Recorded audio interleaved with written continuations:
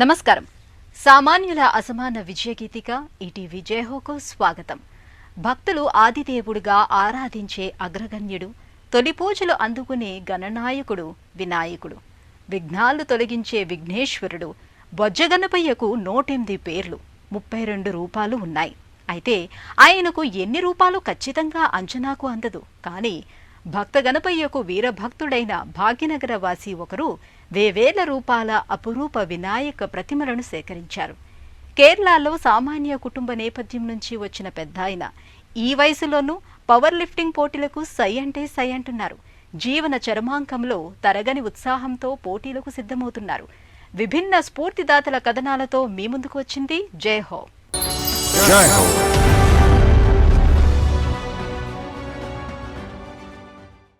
ప్రపంచాన్ని ఏలే అవనీషుడు గణేష్, ప్రథమ పూజ్యుడు ఆరాధ్యుడు.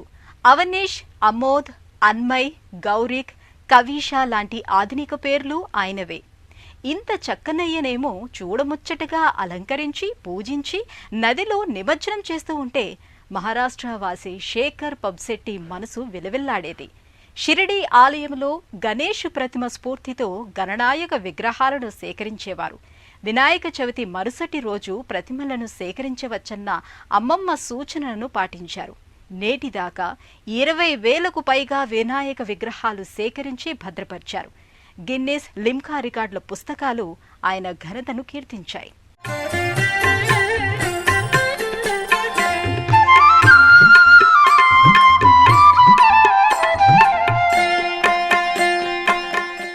వినాయకుడి నిజమైన ముఖం ఎలా ఉంటుంది? జ్ఞానదేవుడు గజానన గణపయ్యగానే తరతరాలకు ముఖపరిచయం. అయితే తమిళనాడు రాష్ట్రం తిరువరూర్ జిల్లా కూతనూరు ఆది వినాయక దేవాలయంలో గణపతి నరముఖ వినాయకుడిగా ప్రసిద్ధి చెందాడు. అంటే మానుష్యముఖ రూప గణనాయకుడు అన్నమాట.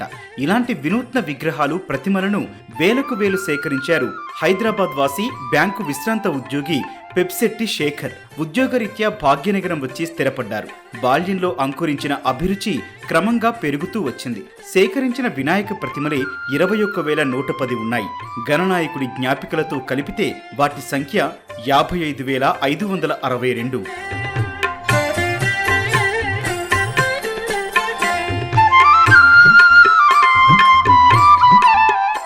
నాకు చిన్నప్పటి నుంచి గణపతి అంటే ఇష్టము. నాకు గణపతి నిమజ్జనం ఇష్టం లేక మా గ్రాండ్ మదర్ని అడిగాను, ఎలా చేయాలంటే వినాయక చవితి కాకుండా ఏ రోజైనా వినాయకుడి విగ్రహాలు కలెక్ట్ చేయవచ్చు. మహారాష్ట్రలోని సోలాపూర్లో ఉండగానే తనకు గణేష్ విగ్రహాలంటే ఇష్టం. 1973లో షిరిడీ సాయినాథుని ఆలయంలో ప్లాస్టర్ ఆఫ్ ప్యారిస్తో చేసిన చిట్టి వినాయకుడి విగ్రహం చూశారు. గణేష్ మహారాజ్ విగ్రహాలను సేకరించడం ప్రారంభించారు. అది వ్యాపకమైంది. నేడు తను సేకరించిన విగ్రహాలు, గణేష్ జ్ఞాపికల సంఖ్య 55,000కు చేరింది. ఈ కళాకృతులన్నీ ఆయన బొమ్మల కొలువులో చేరాయి. ఈ సంఖ్యను ఇంకా పెంచాలని సంకల్పం తీసుకున్నారు.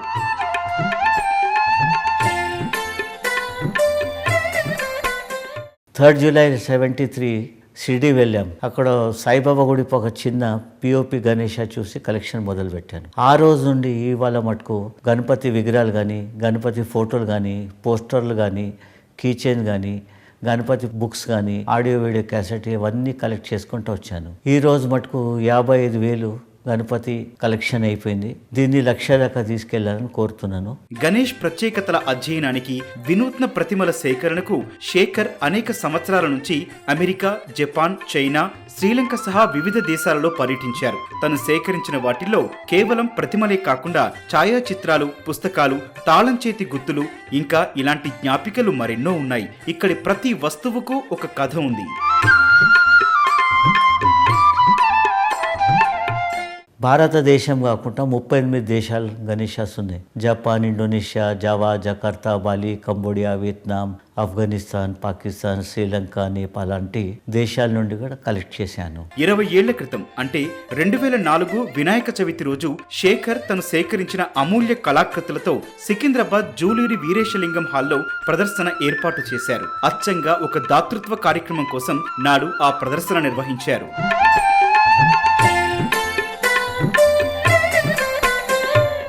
ఇదొక యూనిక్ గణేష్ అండి. ఏనుగు పైన వినాయకుడు త్రిశూలం పట్టుకొని ఉంది. ఇలాంటి గణేష్ ఫోటో నాకు ఫస్ట్ కలిగింది. తర్వాత దీన్ని సర్చ్ చేయడానికి 5 years పట్టిందండి. ఇది మైసూర్లో తీసుకొచ్చానండి. ఇలాంటి డిఫరెంట్ గణేషాస్ ఎక్కడెక్కడ ఉన్నాయని సెర్చ్ చేసుకుంటా దీనిపైన చాలా స్ట్రగుల్ ఉంటుందండి. శేఖర్ సేకరించిన కళాకృతులలో 32 సంప్రదాయ రూపాల గణపతి ప్రతిమలున్నాయి. శుభదృష్టి గణేష్ నుంచి అరుదైన 12 రాసుల గణపతి బొమ్మలున్నాయి. బహుముఖ రూప గణనాథుల విగ్రహాల సేకరణలో ఆయన నిబద్ధతకు ఇదే నిదర్శనం. ప్రతిమల్లో బంగారు, వెండి తదితర లోహ బొమ్మలు సహా చందనం, టేకు చెట్ల చెక్కతో చేసినవి చూడొచ్చు. ప్రయోగాత్మకంగా ఎంసిల్, సిరామిక్ పొడి, గ్లాస్ పెయింటింగ్ పదార్థాల గణేష్ బొమ్మలు ఉన్నాయి.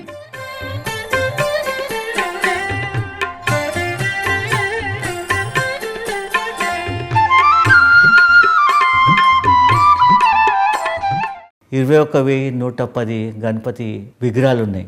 1/2 inch to 4 feet వరకు ఉన్నాయి. అన్ని లోహాలో కానీ, చెక్కలో కానీ, స్టోన్లో కానీ, precious stone, semi precious stone, gold, silver, copper, bronze, మట్టిలో కానీ రకరకాల మెటీరియల్తో గణపతి విగ్రహాలని కలెక్ట్ చేశాను. గణేష్ విగ్రహాల సేకరణలో శేఖర్ అంకిత భావానికి ప్రశంసలొచ్చాయి, పురస్కారాలు దక్కాయి. ఆయన కృషిని గుర్తిస్తూ బెస్ట్ కలెక్షన్ పురస్కారం లభించింది. 2014-15లో గిన్నిస్ బుక్ ఆఫ్ రికార్డులలో, 2015లో లిమ్కా బుక్ రికార్డులలో శేఖర్ ఖ్యాతి నమోదైంది. లిమ్కా బుక్ అవార్డులైతే 2010 నుంచి 2017 దాకా వరుసగా 8 ఏళ్లు వరించాయి.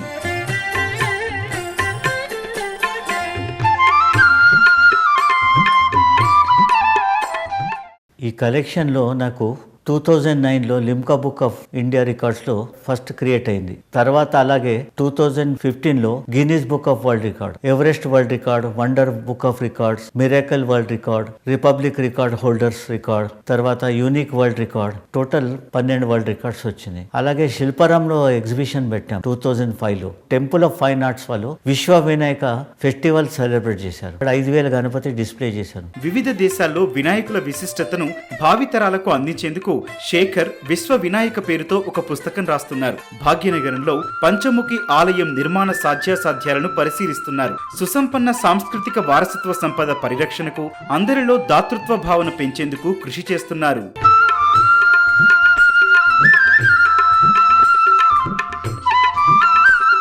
ప్రపంచంలో ఉన్న గణపతి ఆలయము, భారతదేశంలో ఉన్న గణపతి ఆలయం, దాని గురించి ఒక బుక్ రాస్తున్నాను. ఇది గత 22 years రీసెర్చ్ చేసి ఏ ప్రాబ్లం వస్తే ఏ గణపతిని పూజించాలి, ఎంత పెద్ద ప్రాబ్లం వచ్చినా వినాయకుడిని నమ్మితే మనము ఈ ప్రాబ్లమ్స్ అన్ని సాల్వ్ అవుతాయని ఈ రీసెర్చ్లో నాకు తెలిసింది. అయితే దీన్ని ఒక బుక్ ప్రింట్ చేసి చారిటీకి ఇవ్వాలని కోరిక.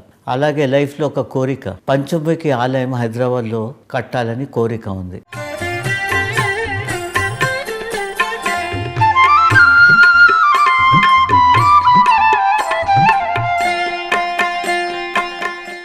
ఆయనకు వ్యాయామ క్రీడలంటే ఇష్టం, శరీర సౌష్ఠవ పోటీలంటే మరీ ఇష్టం.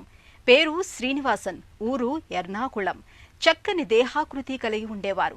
వయసు రీత్యా బాడీ బిల్డింగ్ నుంచి పవర్ లిఫ్టింగ్ కు మారారు. చిరుద్యోగిగా ఉంటూనే బాడీ బిల్డింగ్ పోటీలలో కేరళకు ఐకాన్ అనిపించుకున్నారు. ఏనుగంత బలం ఉందని ఎవరైనా పొగుడుతూ ఉంటే ఆయనకు కొండంత సంబరం. Body building, weight lifting, power lifting పోటీల్లో 50 పథకాలు వరించాయి. ఇప్పుడు 75 ఏళ్ల వయసులోనూ ఏమీ తగ్గటం లేదు. పవర్ లిఫ్టింగ్ పోటీలకు సిద్ధమవుతున్నారు. విజేతగా నిలిచారు.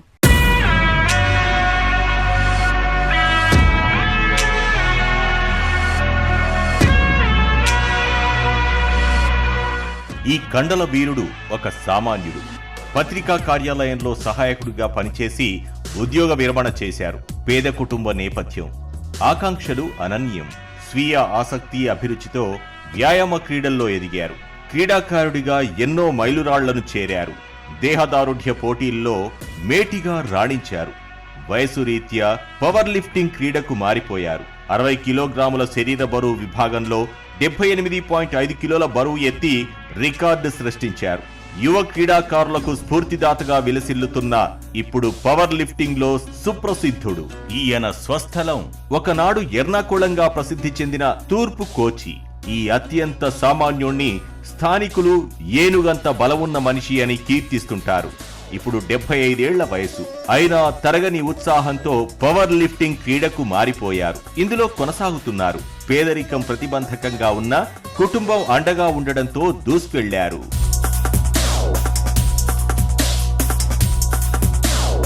ഞാൻ ജനിച്ചത് എറണാകുളം തന്നെയാണ്. మాది ఎర్నాకుళం. మాకు ఒక కుమారుడు, కుమార్తె ఉపాధ్యాయురాలు. బాల్యం నుంచే నేను దేహదారుఢ్య రంగంలో ఉన్నాను. నేను మాతృభూమి పత్రికలో పనిచేస్తున్నాను. വർക്കാണ്. శ్రీనివాసన్ పత్రికా కార్యాలయంలో డెస్క్ సహాయకుడిగా పనిచేశారు. విశ్రాంత వేళల్లో దేహదారుఢ్యం మీద ఆసక్తి చూపారు. 20 ఏళ్లకే 1969లో వెయిట్ లిఫ్టింగ్ లో పయనం ఆరంభమైంది. వ్యాయామశాలల్లో గంటలు గడిపి కసరత్తు చేశారు. శరీరం ఉక్కులా మారింది. 1972 నుంచి 74 దాకా అనేక పోటీల్లో పాల్గొని తనదైన ముద్ర వేశారు. పతకాల పంట పండించుకున్నారు.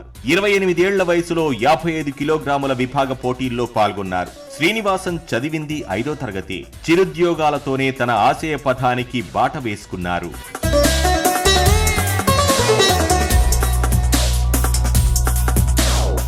విద్యాభ్యాసం 5వ క్లాసే. నేను 5వ తరగతి చదివాను. మాతృభూమి పత్రికా కార్యాలయంలో తొలుత క్యాంటీన్లో పనిచేశాను. తర్వాత ప్రెస్ కు పంపించారు. ఆ సెక్షన్ ను మూసివేసినప్పుడు నన్ను డెస్క్ సహాయకుడిగా పంపించారు. 2011లో శ్రీనివాసన్ తొలిసారి మహారాష్ట్రలోని చంద్రాపూర్లో నిర్వహించిన పవర్ లిఫ్టింగ్ పోటీలకు తన పేరు నమోదు చేయించారు. అంతకంటే ముందు 5 దశాబ్దాల పాటు బాడీ బిల్డర్ గా మెరుపులు మెరిపించారు. దేశంలో ఏర్పాటైన అనేక క్రీడా పోటీల్లో పాల్గొని ప్రతిభ చూపారు. 2017లో తన 68 ఏళ్ల వయసులో శ్రీనివాసన్ పేరు పత్రికల్లో పతాక శీర్షికలకెక్కింది. అలప్పుడలో ఏషియన్ పవర్ లిఫ్టింగ్ ఛాంపియన్షిప్ లో పాల్గొని స్వర్ణ పతకం సాధించడం నాడో సంచలనం. ఆయన 85 కిలోల విభాగంలో స్క్వాట్, బెంచ్ ప్రెస్ విభాగాల్లో 115 కిలోల విభాగం డెడ్ లిస్ట్ లో విజేతగా నిలిచారు. తర్వాత అనేక జాతీయ పోటీల్లో పాల్గొన్నారు. కడనవరవు 2011ലാണ്. నేను 2011లో పవర్ లిఫ్టింగ్ విభాగంలోకి వచ్చాను. అయినప్పటికీ 1969 నుంచి దాదాపు 50 ఏళ్లుగా బాడీ బిల్డర్నే. 2011లో చంద్రాపూర్ పోటీలలో 4వ స్థానం వచ్చింది.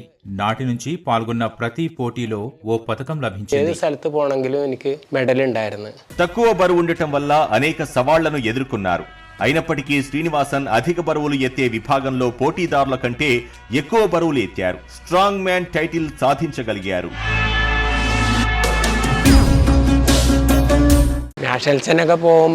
జాతీయ పోటీలకు వెళ్లినప్పుడే అనేక సవాళ్లను ఎదుర్కొన్నాను. ప్రతి ఈవెంట్కు 15,000 రూపాయల వ్యయం అయ్యేది. నాకు ఇతరత్రా ఏ బాదరబందీలు లేవు. అందువల్ల నాకు నేషనల్స్ లో రోజుకు 2-3 అంశాల్లో పాల్గొనే వీలుండేది. కొన్ని సీజన్లలో power lifting, weight lifting, bench ప్రెస్లలో కలిసి 6 జాతీయ క్రీడల్లో పాల్గొన్నాను. ప్రజలిచ్చిన ప్రోత్సాహమే నాకు పెద్ద ప్రేరణ. నేను ఛాంపియన్షిప్ గెలిచాక వాళ్లు ఘన స్వాగతం పలికి ఆతిథ్యమిచ్చేవారు. పత్రికలలో కూడా వీటిని విశేషంగా ప్రచురించేవారు. ఈ ప్రోత్సాహకాలే నన్ను ముందుకు నడిపించాయి. శ్రీనివాసన్ కఠోర శిక్షణ పొందారు. రోజు ప్రాథమిక వ్యాయామాలైన సిటప్స్, పుషప్స్, స్క్వాట్స్ లపై ఎక్కువ దృష్టి పెట్టారు. తనకి ఆర్థిక లేమితో ప్రత్యేక పోషకాహారం తీసుకునే స్తోమత లేదు.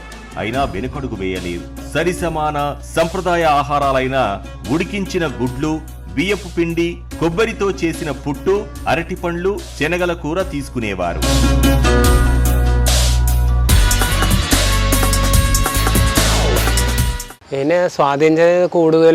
నేను చిన్నప్పటి నుంచే వ్యాయామ క్రీడల్లో ఉన్నాను.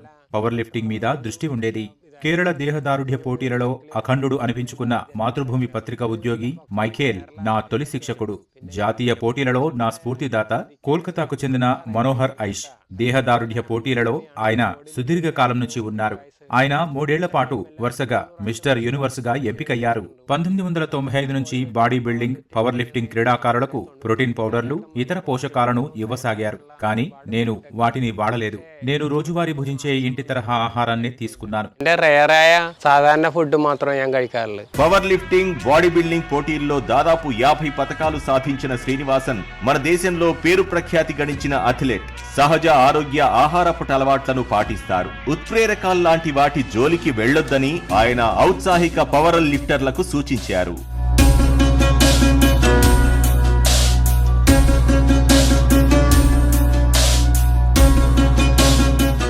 మెడల్ ఇంగిన ఇప్పుడు గత 10-15 ఏళ్లుగా నేను 24 బంగారు పతకాలు సాధించాను. సరిసమానంగా రజత, కాంస్య పతకాలు అంటే అన్నీ కలిపి 50 పతకాలు వచ్చాయి. నేను power lifting, weight lifting, body building లో ఛాంపియన్ గా నిలిచాను. పవర్ లిఫ్టింగ్ లోనే 2 విభాగాలున్నాయి. ఈ రెండింటిలో నేను ఛాంపియన్ అయ్యాను. 2017లో అలప్పులో ఏషియన్ వెయిట్ లిఫ్టింగ్ ఛాంపియన్షిప్ సాధించాను. വെച്ച് നടന്നതിൽ ഞാൻ ഏഷ്യൻ ചാമ്പ്യനാണ്. శ్రీనివాసన్ కు ఓ బంగారు కల ఉంది. మన దేశం కోసం అంతర్జాతీయ పోటీల్లో స్వర్ణ పతకం సాధించాలన్నదే ఆ ఆశయం. ప్రాయోజకులు కానీ ఆర్థిక సాయం అందించేవారు కానీ లభ్యం కాలేదు. అదే ప్రధాన అవరోధమైంది. ఆర్థిక కారణాల వల్ల అనేక అంతర్జాతీయ పోటీల్లో పాల్గొనే అవకాశాలను వదులుకోవాల్సి వచ్చింది. అలా వదులుకున్న వాటిలో కెనడా, దుబాయ్, దక్షిణాఫ్రికా పవర్ లిఫ్టింగ్ పోటీలు కొన్ని. అంతరాష్ట్ర నేను 2017 నుంచి అంతర్జాతీయ పోటీలకు ఎంపికవుతూ వచ్చాను. 2013లో తొలిసారి బెంచ్ ప్రెస్ పోటీలకు ఎంపిక చేశారు. కానీ కజకిస్తాన్లో ఏర్పాటైన ఆ పోటీల్లో పాల్గొనాలంటే 2.5 లక్షలు అవుతుంది. అదే దుబాయ్ అయితే ₹1,50,000. దక్షిణాఫ్రికా, హాంకాంగ్ తదితర దేశాల్లో పవర్ లిఫ్టింగ్ కు వెళ్లాలంటే వ్యయం మరీ ఎక్కువ. స్వదేశంలో నిర్వహించే అంతర్జాతీయ పోటీలకు మాత్రమే వెళ్లాలని నిశ్చయించాను. ఎందుకంటే 2017లో అలప్పు పవర్ లిఫ్టింగ్ లో నేను బంగారు పతకం సాధించాను. ചെയ്തതിലാണ് എനിക്ക് ഗോൾഡ് മെഡൽ കിട്ടിയത്. సవాళ్లు ఉన్నప్పటికీ పవర్ లిఫ్టింగ్ పై ఆయన ప్రేమ, విజయం సాధించే దృఢ సంకల్పం స్థిరంగా ఉన్నాయి. అభిరుచిని ఆశయంగా మలుచుకొని స్థిర సంకల్పం, పట్టుదలతో ముందుకు సాగి విజేతగా నిలిచారు. కలల సాఫల్యానికి వయస్సు అడ్డు కాదని ఆయన విజయగాథ నిరూపిస్తోంది.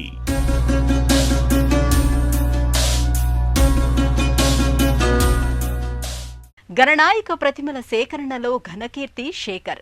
75 వసంతాల్లో సైతం పవర్ లిఫ్టింగ్ లో ఉరిమే ఉత్సాహం శ్రీనివాసన్. ఇద్దరూ విభిన్న స్ఫూర్తిదాతలు. మరిన్ని కథనాలతో వచ్చే వారం జైహోలో మళ్లీ కలుద్దాం. నమస్కారం.